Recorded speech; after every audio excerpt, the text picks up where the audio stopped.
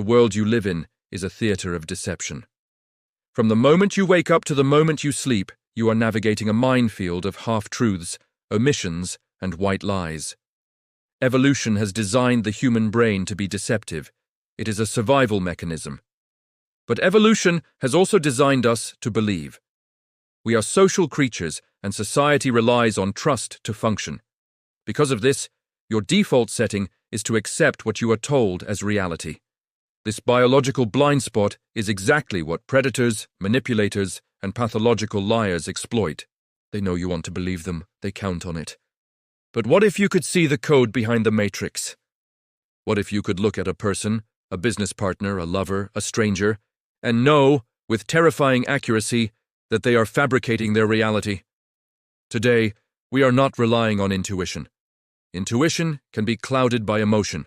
We are relying on the cold, hard science of behavioral psychology and the interrogation techniques used by the FBI and intelligence agencies around the world. These professionals do not guess, they observe. They look for leakage, the moments where the subconscious mind betrays the conscious lie. Once you learn to spot these 7 signs, you will never look at a human face the same way again. Here are the 7 signs someone is lying to you. The first sign is a betrayal of the eyes, known as the predatory gaze. There is a common misconception that a liar will always look away because they are ashamed. This is an amateur mistake. A skilled liar knows that you expect them to look away. They know that avoiding eye contact looks suspicious. So, they compensate. They overcompensate. They lock eyes with you. They stare. This is not the warm, fluid eye contact of a friend. This is the cold, unblinking stare of a predator monitoring its prey. When someone tells the truth, their eyes naturally drift. They look up to access memory. They look down to process emotion. They look to the side when thinking. It is dynamic. But when someone is lying, they are performing a script. They need to see if you are buying it.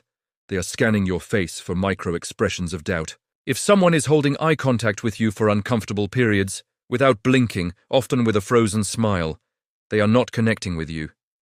They are trying to dominate you. They are using their eyes to force their lie into your reality. The second sign is found in the most honest part of the human body, the feet. You have been trained since childhood to control your face. You know how to fake a smile at a bad gift. You know how to look interested in a boring meeting. But you have never trained your feet. In the study of non-verbal communication, the legs and feet are controlled by the limbic brain, the emotional center that reacts instantly to threats. This is the fight-or-flight response. When a person is truthful and comfortable, their feet point towards you. They are engaged in the interaction. But the moment a lie is told, the brain registers a threat. It wants to escape. You will often see a liar's feet physically turn away from you, pointing towards the door or the exit, even if their torso is still facing you. It is a subconscious desire to run. Another variation is the locked ankles. If a person suddenly crosses their ankles and pulls their feet under their chair, they are essentially biting down on a secret. They are restraining themselves. If the mouth is saying, "I am open and honest," but the feet are ready to sprint, believe the feet. The third sign is a linguistic distancing technique. This is subtle, but once you hear it, it becomes deafening. When we tell the truth, we own our actions. We use pronouns like I, me, and my. We say, "I drove the car," or "I lost the wallet." When a person lies, they subconsciously try to distance themselves from the deception. They want to separate their identity from the false statement. You will hear a drop in personal pronouns. Instead of, "I didn't do it," they might say, "It wasn't done." They switch to the passive voice. They might also avoid using the name of the person they are lying about. In famous interrogation tapes, guilty suspects often refer to their victims as her, him, or that woman, rather than using their name. It is a psychological wall. They are depersonalizing the event to reduce the cognitive guilt. If a conversation suddenly shifts from personal and direct to formal and detached, be on high alert. They are rewriting the script to remove themselves from the scene.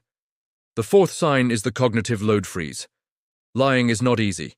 It requires a massive amount of brain power. When you tell the truth, you are simply replaying a recording from your memory. It flows. But when you lie, your brain is working in overdrive. It has to construct a false reality, ensure it doesn't contradict what you already know, monitor your reaction, and suppress the physical signs of anxiety, all at the exact same time. This is called cognitive load. Because the brain is directing so much energy to the mental fabrication, it shuts down non-essential systems. The body goes still. We naturally use our hands to illustrate our words. We wave, we point, we gesture. These are called illustrators. When the cognitive load spikes during a lie, the illustrators stop. The person becomes rigid. They might sit perfectly still, like a statue. Their hands might vanish into their pockets or be pinned to their sides. This unnatural stillness is a sign that their brain is too busy processing the lie to choreograph the body. If an animated person suddenly freezes while answering a specific question, they are calculating, not remembering. The fifth sign is the timeline distortion. This is a technique used by detectives to shatter a practiced alibi. A lie is usually constructed in strict chronological order. The liar rehearses it. First, I went to the store, then I called my friend, then I went home. It is a linear script. Real memory, however, is not linear. It is a sensory block of data. If you ask a truthful person, what happened right before you got home, they can easily jump back in time. They can access the memory from any angle. A liar cannot. If you suspect deception, ask the person to tell their story in reverse order. Start from the end and work backward. A liar will stumble. They will get confused. They will struggle to calculate what before looks like because they didn't actually experience it. They only wrote the script forward. By breaking the sequence, you break their cognitive flow, and the cracks in the story will appear instantly. They will hesitate, they will correct themselves, and their frustration will grow. The sixth sign is an aggressive defense, often manifesting as gaslighting. This is where the psychology turns dark. A truthful person, when accused of something they didn't do, usually reacts with confusion, hurt, or a genuine desire to clear their name. They ask questions. They want to solve the misunderstanding. A liar, however, often reacts with immediate, disproportionate anger. They go on the offensive. They will attack you for asking the question. They will say things like, "I can't believe you don't trust me," or "You are being paranoid." This is a strategic maneuver. By getting angry, they are trying to make you feel guilty for doubting them. They want you to back down. They want the focus to shift from their lie to your insecurity. It is a smokescreen. If you ask a simple, logical question and are met with a storm of rage and character assassination, you have likely hit the nerve of a lie. They are not angry because they are innocent. They are angry because they are afraid. The seventh sign is the most chilling of all. It is called Duping Delight. The term was coined by psychologist Paul Ekman.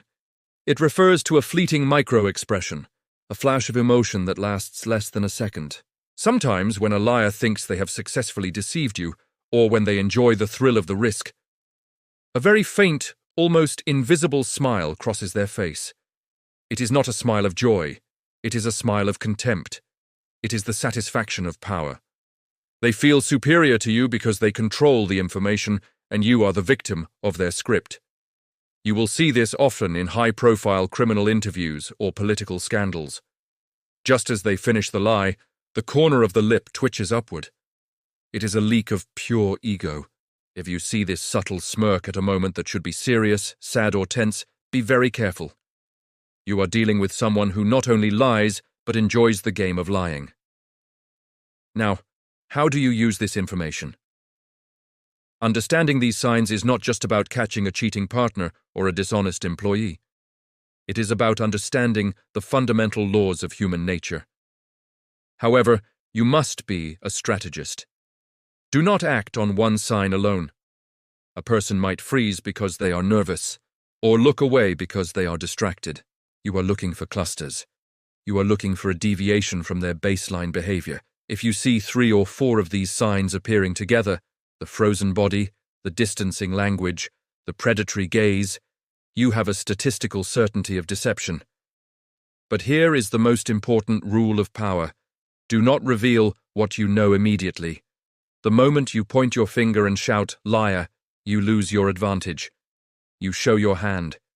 You give them the opportunity to adjust their story, to gaslight you further, or to shut down completely.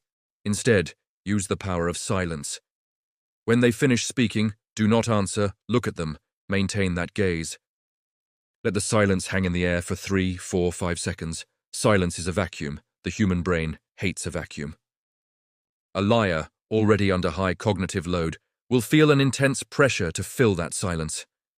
They will assume you don't believe them. And in that panic, they will start talking again. They will add unnecessary details. They will over-explain. They will trip over their own words. You don't need to be the interrogator who yells. Be the mirror that reflects their own deception back at them. Mastering the detection of lies gives you a shield in a world of social warfare. It allows you to protect your energy, your resources, and your sanity. You are no longer a passive observer of the play. You are the critic in the front row, holding the script. Watch the eyes. Watch the feet. Listen to the silence. The truth is always there, hiding in plain sight, waiting for the one who knows where to look. Use this power wisely.